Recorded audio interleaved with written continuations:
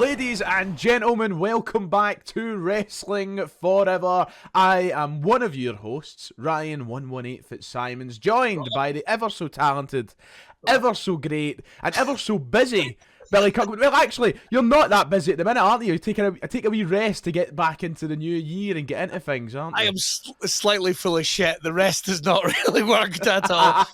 Gigging last night, gigging tomorrow, writing for the new show, doing the radio show every day through in Edinburgh. So I'm full of crap is why I am. See, the thing is, you cannot question your work ethic, Billy Kirkwood. You cannot put you down in any stretch of the imagination. You are the top guy. Top guy.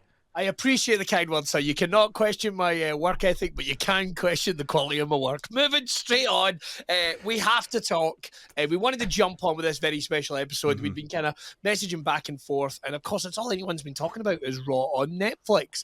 I'll tell you this one thing, Ryan, before we get into it. Even just looking at social media, the number of people who are either lapsed wrestling fans or I've never seen tweet about wrestling were tweeting about it last night, which says to me that this has been like a hot topic for the planet. It's pop culture. It's popped into pop culture, regular pop culture. So, man, it's amazing to see. And we're not doing a full-blown episode. We're going to try and rattle through this as quick as we can. First up, give me a summation, just even a quick... Did you enjoy it? Did you enjoy Raw on Netflix? Yes, I did. I did enjoy it. I don't know if I enjoyed it as much as I thought I would. I wouldn't give it a 10 out of 10. I wouldn't say it was the perfect episode of Raw, but I would be lying if I sat here and said I had many complaints. I thought it was a good show. There was aspects of it, which I'm sure we'll talk about, that I wasn't a fan of, but there was also aspects of the show which I was a huge fan of. So, generally... big fan of it. And just to touch on what you said, Billy, if this was to be looked at as an experiment of a show, the experiment has worked. Oh yeah. It doesn't matter what your opinion of last night was. If you hated it, if you loved it, if you're in between, last night was an experiment that worked. People all over the world were talking about Monday Night Raw, whether they were a wrestling fan or not, and ultimately that's what Triple H wanted. It felt like an episode of Raw that was catered to the casual or new viewer, and that might not be the best thing for us diehards, but at the end of the day, it's business. They want eyes in the sport, and that's what they got. Well, that's what I've got on my notes here. Like, this was not catered to the diehards, the people that have been tuning into Raw each and every week. Maybe it was in our heads. We had built it up a bit too much. Although we had been talking in our preview of it, it's like, hey, listen, they've got like weeks and weeks and weeks of television to do. And when we tried to do the rundown, if you remember, of all the rumors of stuff that was going to go on, I remember thinking, like, this can't be done. All this can't be done. There is no bloody way. And we've seen that last night. I mean, how many of those rumours that we spoke about, how many of them happened? Very little. We didn't even see PENTA, for goodness sake. Like, this is a show that they could have blew their load on. They didn't, and to be honest, it'll probably do them a lot of favours in the long run. Yeah, when they are putting stars at ringside to give a wave... it's like, right, okay, that's Macaulay Culkin. Oh, well, can I say Macaulay Culkin, pop of the night, pop of the night, easily. The place lost its mind, and it's like, Hunter, I'll take you back to the Cruiserweight Classic. Do you remember how the fans reacted to Cedric and you signed him? All I'm saying is, would it be terrible to have Macaulay Culkin on TV every week? Finally have that WrestleMania match. Macaulay Culkin versus Joe Pesci at WrestleMania 41. I want it booked, Billy Kirkwood. Handicap match. Here's what we do. We have him tagging with Johnny Knoxville. We can have Sami Zayn as the referee taking on the Wet Bandits. Book it, Punter. Book it. Do it. But let's get into the show. One of the things I'm going to get out of the way, is talk about the reaction to Hulk Hogan. We're just getting that straight out and out there straight away. Right, okay. Like, if you listen to Hulk Hogan's reactions over the last 4 years, they haven't been great, right? Even going back to when they shamelessly put him out there with Titus O'Neil, which was a dual kind of like, Hulk Hogan, Titus O'Neil. Come on, Vince. What's going on here? We know what you're trying here, Vince. We know what you're trying here. And we love Titus O'Neil, and he's a wonderful ambassador for the company. But what are we doing? Oh, no. Hulk Hogan is launching his Real American beer. Is he though? Is he though? Who is buying? His name's attached to it. It'll probably flounder within, I don't know, 2 years, I give it. That's probably how it'll go. Like... it's literally as if somebody is like, this is the guy that claimed that he hadn't got the job. He had been offered the George Foreman grill first. So, that's not out the realm of possibility for Hulk Hogan to lie about, by the way, just to make things clear. I could see that happening in a documentary at some point. But this is also the, I'm going to call it as I see it, tit that opened a pasta restaurant in the Mall of America and wondered why people weren't queuing around the block, but they were going wild with Pasta Mania. What? I want to say, Hulk, you clearly made a lot of great decisions in your wrestling career, but fuck me if you made some awful ones.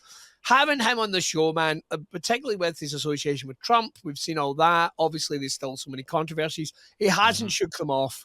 Putting him in front of a live crowd in LA was a mistake for a start. And I mean, you have put a man who embodies everything about this current Republican Trump campaign in arguably the most democratic city in America, the most blue city in America, and they're expecting a good reaction. But I just want to make this point very clear, not to turn this into a political podcast, because that's obviously not what it is, but a lot of people getting on the back of it, so some wrestling fans who obviously sway in a certain political direction, making the point that it's absolutely abhorrent that people are booing Hulk Hogan out the building for being a Republican. They weren't booing him out the building for being a Republican, because when The Undertaker came out, the place lost its mind, and he's just as an out-there Republican as Hulk Hogan. People are booing Hulk Hogan, Terry Bollea, because he's a scumbag. It's as simple as that. I think it's also coming across as cringe, man. It's like, it's generally like, we know what you're doing. Yeah. Like, and the thing is, Hulk Hogan in 2025, and I'm a historic Hulk Hogan fan, I would say. Like, he represents an element of Americana and all that type of thing that pop culture kind of speaks to me. However, since the year 2000, I've not been much of a Hulkamaniac, I have to admit to you. Not many have. And I can appreciate, look, listen, there's that old saying of you can separate the art from the artist, and sometimes I try and look at the element of, this is a guy that, let's just call it how it is, without Hulk Hogan, we do not have Raw on Netflix last night. We don't. It's as simple as that. He deserves his flowers for that reason, but there is a way they can go about it, and I think that there is a way that they can acknowledge it all without being so on the nose and so pushy with it. I respect what the character of Hulk Hogan has done for professional wrestling, but I don't think it means that we deserve to show love to Terry Bollea anytime he enters a building, because he has reasons for folk to dislike him. Yeah, it's like WWE, there's other things you can do with Hulk Hogan. Like, there is other things you can do with Hulk Hogan, put him in front of a live crowd, and kind of say, old Father Time is catching up with Hulk as well. Like, his legs looked, I mean... Oh, did you see him try to get out that stage? Oh, bloody hell, man. It looked like he was going to fall over and break into a pile of Weathers original. Do you know what I mean? It's just like... and listen, old Father Time comes for us all at some point, but it's like, what the... Like... Would it have been so bad to have just paid Steve Austin the other 10 grand or whatever he needed to I know, I've seen that apparently that they couldn't come to an agreement. I wonder how far off the mark they were with the finances. Or are we going to see him at Mania? Are we going to see him? Well, I've said it a few times in this podcast. He keeps saying, I'm not leaving Nevada. WrestleMania's in Nevada. So I've got to say one thing, and I know you're a big Rock fan. I know you're a big Rock fan, so I'm not saying this in any way to slay you. You know, I think the world of you. Me? I fucking hated The Rock at the start of the show. If you've got this mistaken, I'm not a Rock fan. I hate The Rock. I know. I don't like Dwayne. And you stole my line from me. That's what you've done. I was ready to jump in on Dwayne from last night. Look, mate, please do, because this was do you remember that WrestleMania that you opened?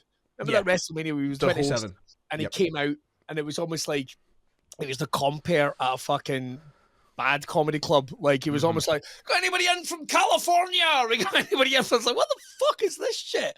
And man, he's trying to kill WrestleMania. I hope this is going to lead to something. What's your thoughts on it, man? What's your thoughts on it? So this is where, for the sake of our podcast, keeping its sporting integrity and for a bit of fair-sidedness to things. Okay. If this leads to something that makes it all make sense, fair enough, I will hold my hands up and say it's fine. if it was him being the deceitful, devious, lying final boss, showing off for his multi-millionaire pals before he comes and kills Roman Reigns or Cody Rhodes, whoever it is that he wants, that's fine by me. If it's a matter of being patient with Dwayne "The Rock" Johnson here, that's on us for jumping down his throat. However, why do I have the awful feeling that it is not that? Why do I have the awful feeling that this is the last we see of him for a while, and that everything that happened last year meant nothing, that what happened at the end of Bad Blood meant nothing, and last night we got a Rock promo that made no sense to what he's been doing in the past year of his WWE run. As I said, for the sake of fair-sightedness and to play devil's advocate, if we need to be patient, then so be it. But I'm very disappointed with what he done on the show last night, Billy. Mate, like, let's break it down. First of all, coming out, giving Cody Rhodes his flowers. What? What has happened there? What? Giving Roman Reigns his flowers. What? Yep. Just coming out with that stupid people's belt, which itself seems like a heel device. Yep. It's a heel device, still having it across his shoulder. I had a bad feeling about things the minute he gave it to his daughters, because I was like, he's gave this away, and that to me suggests that he's going away. That was my opinion. Yeah, I never really looked at it like that. That's a good way of looking at it. It's and then putting over all the executives. Look, I'm not naive here. We're talking billions. We're talking billions and millions of pounds here. I get all that. But and you could argue that this is a reset for a lot of people. A lot of people, this will be the first time they've seen The Rock, the movie star The Rock. Maybe the fact that Red One only did well on streaming and shat it in the box office. Maybe it's like, well, maybe I need to be a good guy again. I don't know. His heel runs have always been quite short, Ryan. His heel runs have always been quite short. So, fuck, man. I was cringe. I wanted it to end so fast, especially when he started going, "Where are the executives from Netflix?" And you're like, "Oh, fuck off!" I was waiting. So when he started saying to Cody, "Oh, respect you, man. Good on you," I was waiting for that turn where he said like, "But," and then he was going to hit your guts. Yeah, I was waiting, and it just. So I remember sitting there, Monday Night Raw, Philadelphia, Pennsylvania. I was sat in my seat watching one of the most awkward segments in the history of Monday Night Raw, as they said, "If you hod mine, I'll hod yours." And they traded something hand to hand that we still don't know what it was. What? We need it explained, because was it a note saying "I love you"? Like, what happened? I need to know what was exchanged. Well, you my pal. Like, how has it went from that, the episode after Raw, to them being all buddy having a drink backstage together? I hated it. I fucking hated it. Yeah. I like, even just the way it was done, it was so schmaltzy. And even at that, they're like, "Hey, say hi to Mama Rhodes for me." And Cody's there going, "Oh, you." And it's like, Dwayne. What? Is that the woman that he beat you in front of with a bloody belt? Is that her? And put his name on the weight belt, remember? Mama Rhodes' weight belt. And then Cody's sitting back, "Oh, what's it like? What's it like, guys?" Fuck that, man. It was really a very confusing segment, and I tried to be patient. I was like, wait, maybe sometime during this Solo and Roman match something's going to happen, and then it came out and nothing happened. None happened. Which brings us to that match. Great match between Roman and Solo, I have to say. Wasn't a Mania match, it felt like a really good TV match, to be honest, which it was, which I don't know, feels like money. Maybe, I don't know where they're going with Solo. We're not here to talk about that just now.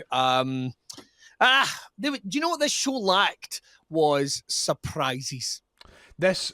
We spoke about this. I watched it in the company of friends, and we noticed and I don't want to jump ahead to any of the other things we're going to talk about, but especially when Jey beat Drew, what I noticed was this is a very crowd pleaser of a show. It's a show where they're like, let's have the good guys win, the bad guys lose, and let's make everybody think, oh, this is such a happy and cheery place to be. And that's the vibe I got from the majority of the show, which I didn't have a problem with, but it did lack that surprise.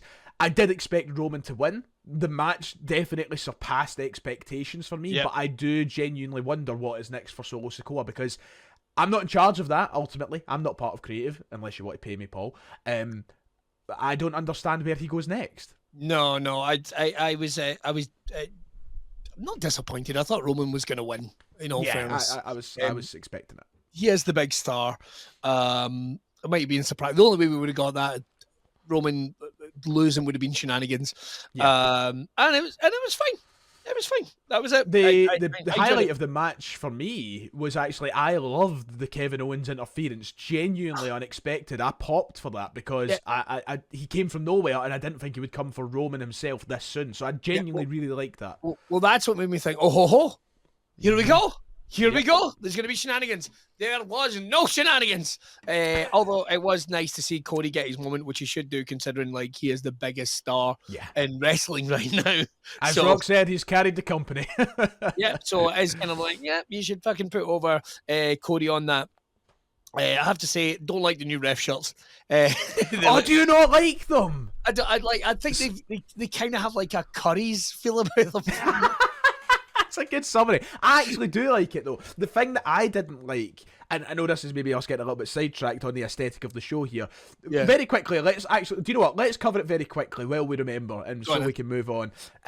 I'll give my quick rundown. Really liked the new stage. Thought that was nice. Liked the tunnel that they walked out of and everything else.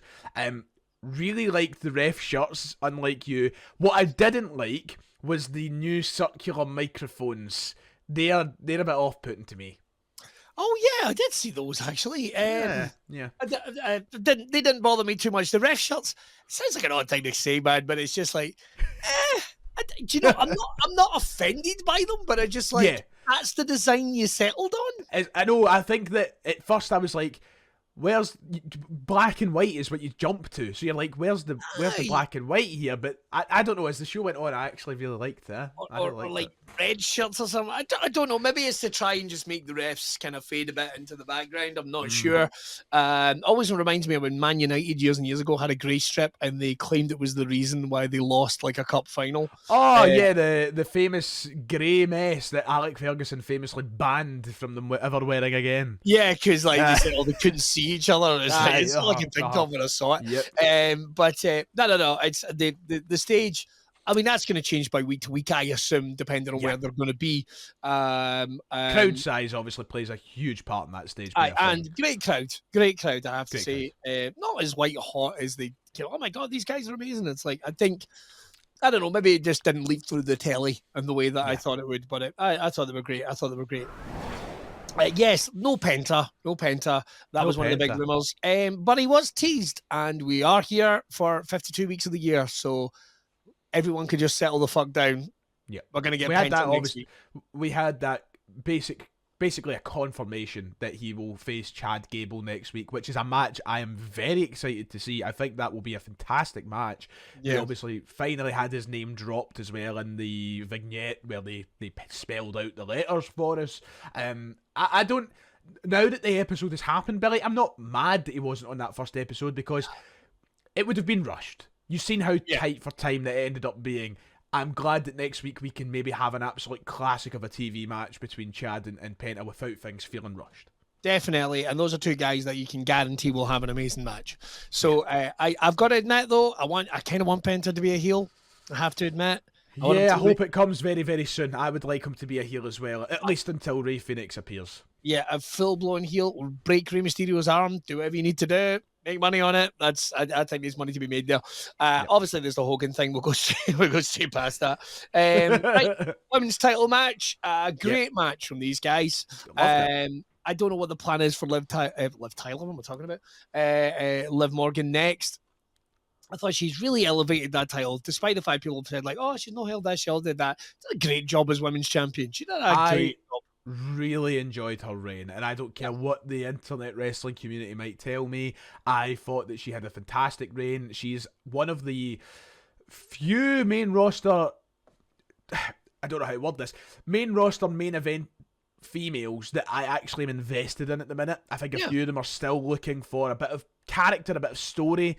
I think Liv has got hers down to a T. She had me invested in her title run. I'm actually quite sad to see it end, Billy. It wasn't the result I was hoping for, but it's the result I expected.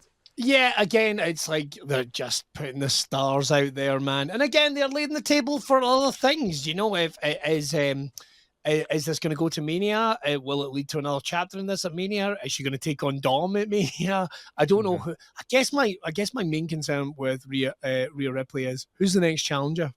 I don't know. do you think there's a possibility they now run back Rhea and Charlotte at Mania? Or even... I don't see it being Rhea and Becky because that was literally Mania 40, but do you think there's a chance it might be that? They're going to have to do something. Yeah. They're going to have to do something. They have to do something that I think fans get invested in again with Rhea.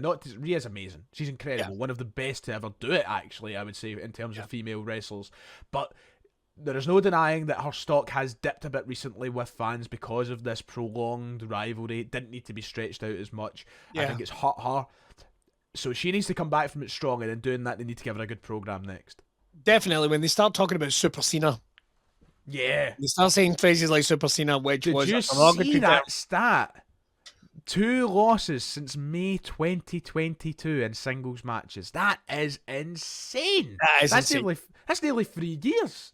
Well, they're protecting her, and although in saying that, the Undertaker moment coming out was fantastic. That's getting a lot of stick online. Well, as bad as it sounds, I wanted him to...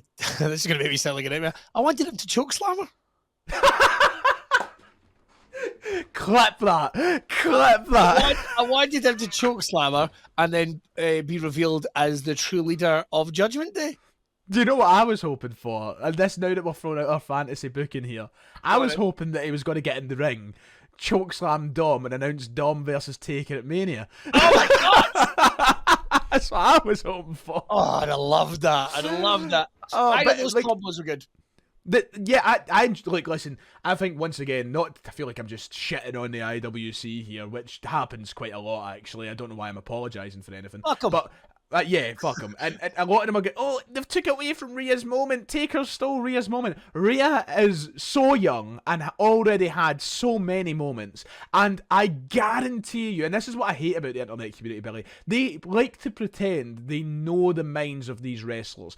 Yeah. I guarantee you that Rhea Ripley was buzzing sharing that moment with Undertaker. I saw a little bit of the post-Raw, and she loved it. She loved it. Yeah, everybody's like, he stole her moment. She probably has that as one of her biggest moments in her career. Probably also, how many moments has Rhea had already? I'm just turning around and saying it. How many moments has she had? You know what I mean? It was a cool thing. Although, I will harken back. I think the use of the legends on this show was a little clumsy.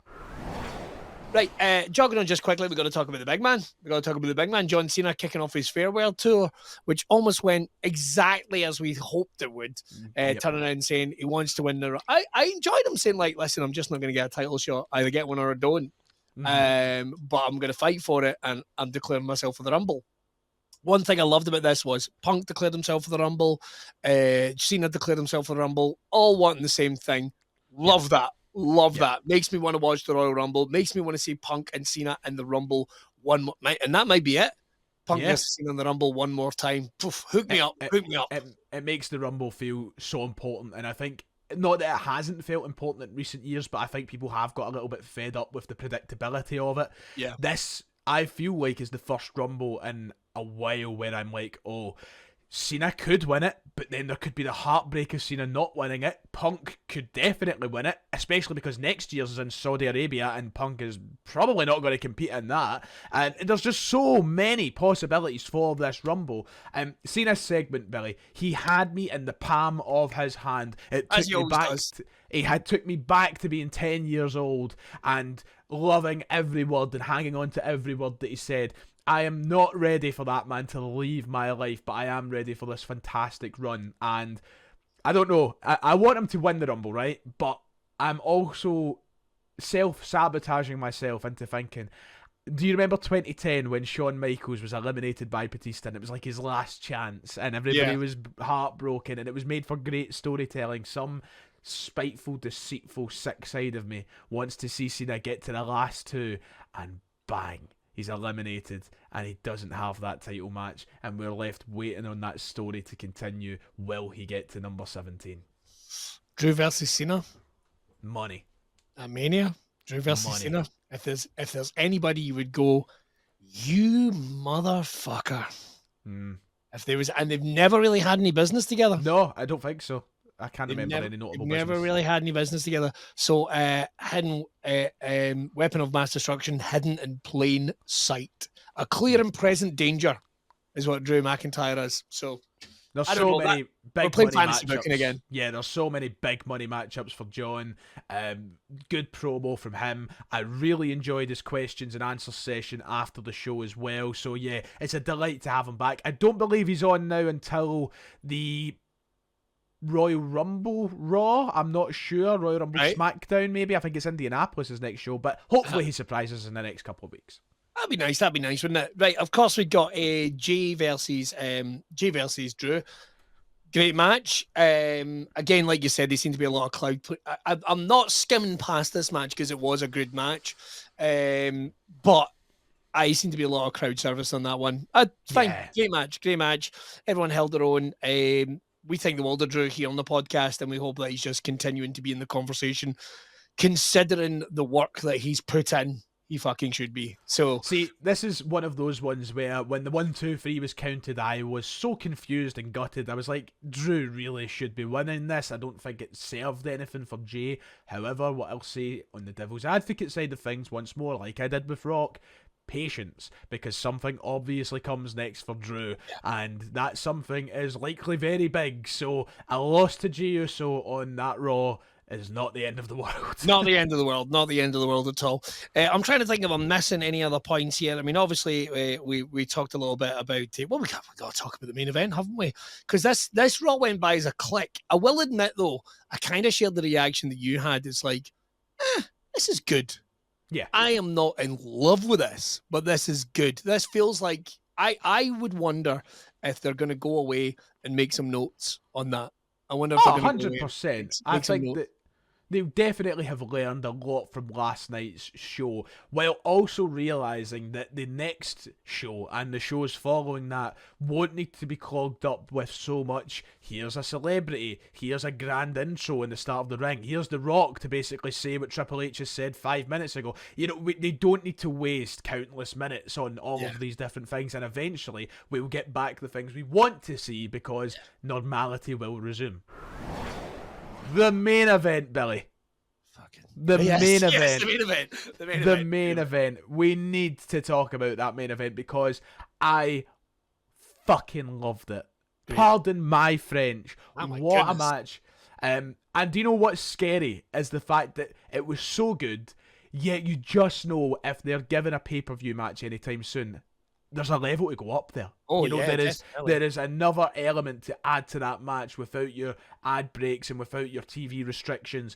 They could have an absolute barn burner, but that match was great last night. And, you know, I think we need to get... I'm very critical of those online who constantly go, oh, CM Punk's on his good behaviour. He's not a teenage boy, right? We know, like, what happened, it's done. And it's the same after every match. We don't have to go, oh, he's still got it, because we know he's got it. We've seen it. Yeah. But to completely backtrack on myself, last night showed yet again, he still has got it.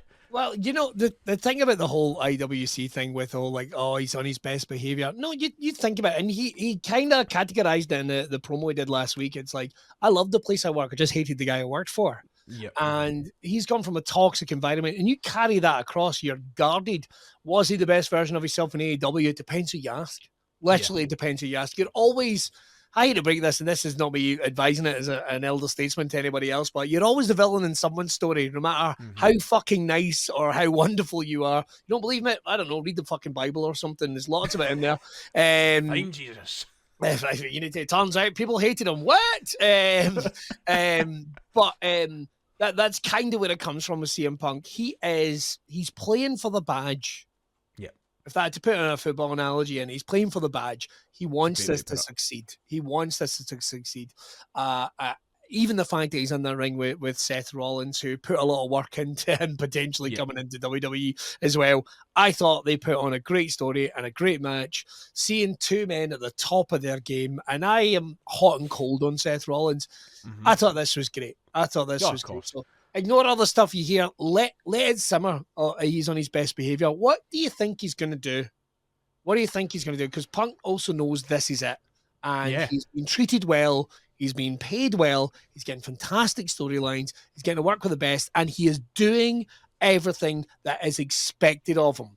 If he was not delivering, he wouldn't be given these opportunities. Yeah, so, well, I mean, put it this way, it depends who you ask, right? Some people will say, no, it's not, WrestleMania's big or whatever. If you ask certain people, last night is arguably the biggest show in the history of WWE. If you're just going off sheer metrics and viewers, it is arguably the biggest show in the history of professional wrestling. And this man, who walked away from the company and left it for 10 years, was given the opportunity to main event that show. It's a huge statement for both him and Seth Rollins of where they are in this company. You know, it's a huge statement. So, you know, what's next for him? We'll see. But he knows that this is the last 3 years maybe of his career. He wants to give us the best of it. And getting that win last night, Billy, I'm starting to think that Mania main event's coming in April. I'm starting to think so. Well, it might be that might be it. This might be it. I mean, Punk said he wants to be in ring for 3 years. They're talking about working on a longer deal that he could just stay with the company. That would be great. I mean, we could get another 10 years of coaching or commentary or just him being CM Punk, being some big maniac's manager or something. I mean, riding out in his motorbike and celebrating with a women's champion. That's it. Come out and GTSR and we'll go, oh my God, it was Punk the whole time. There's lots that can get happening with that. So no, I loved it. In terms of the Raw, if I were to give it a rating, and I'm not a rating. I was going to ask you there, what would you give the show as in general? So I think I'm going to get shit for this. I think it's a 7. Well, interestingly enough, I was stuck between 7.5 and 8. I'm in that region. Down to the quality of the main event match, I'll go one up and I'll give it an 8 out of 10. Fair. I'm probably drifting between that 7 and 8 like you as well. Look, it was great to be a moment of it. It was great to enjoy it. There was missteps. The Hogan thing, I'm still surprised that got the go ahead. I really genuinely am surprised. Here's a question for you, not to drag on this any longer here, but do you think that is the last time we see Hogan on a mainstream show? There is talk of him being in Saturday Night Live. Does that... not Saturday Night Live. Imagine him in Saturday Night Live. Saturday Night Main Event. There is talk of him being on the next one. He was, of course, featured in the commercial for it. But does that make them rethink it? Or do they go, it's in Texas, so it won't get as booed much? That might be true. I don't know, because has booing Hogan now become a thing? Yeah. I think Hogan's it has. Fucking boo. Do you know what I mean? Like, so I don't know if the warm feeling of nostalgia is there enough to carry it through. I mean, Macaulay Culkin guy, he's a Hulk Hogan. I'll never forget that. He's a Hulk Hogan of kids' movies. Do you know what I mean? So it's fuck. I don't think they can use him. I wouldn't put him in that role again, because he's just going to get humiliated. And it's a sad sight to see. I mean, it's bad enough seeing him struggling, ripping off his shirt. The way that, listen, it's a shame to think where we've ended up. Yeah. He made his own bed. Now he has to lie in it. He made his own bed. He shagged one of his best pals' wives tonight. He did that as well. He became a... he said I set you up nicely there. He said all that racist stuff on a phone call. He made money off a porn website.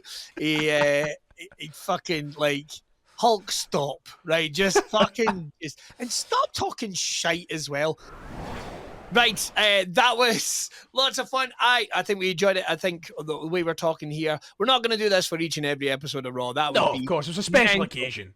Yeah, back to kind of regular format from this point going on. If you've enjoyed the show, by all means, please tell your friends. Make sure to share it. There's going to be bonus stuff on as well. I don't know if you saw my boys' stage tier list, which was the list you didn't know you needed. I loved it. And I appreciate you getting put over at the start as well. It's always nice of you. So make sure you can tag your friends, follow us on social media, and don't forget we are now on Spotify, so you can listen to us on the go. If you've enjoyed yourselves, make sure to tell your friends, and we will see you next time on Wrestling Forever!